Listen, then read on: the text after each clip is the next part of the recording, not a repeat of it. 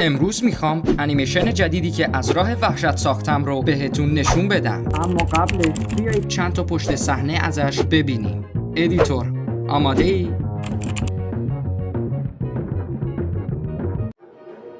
نه، منظورم پشت صحنه این ویدیو نبود. پس بزن ببین.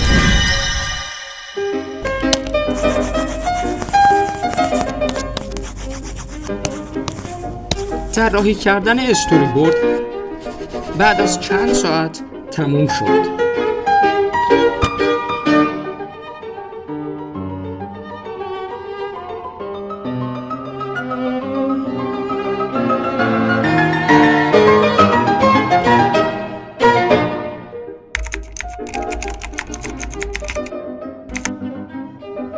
و بعد از صداگذاری ها و تدوین کلی، این شما و این انیمیشن.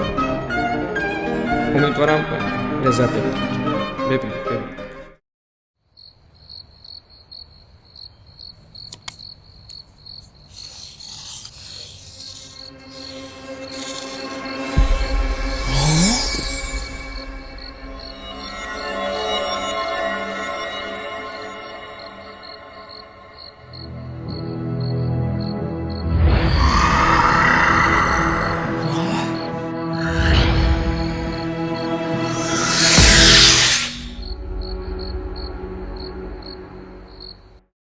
اگه از این ویدیو و این انیمیشن خوشتون اومد، حتما سابسکرایب یادتون نره و اینکه قراره ویدیوهای بیشتری از این سبک بسازم. و تا ویدیوهای بعدی، فعلا.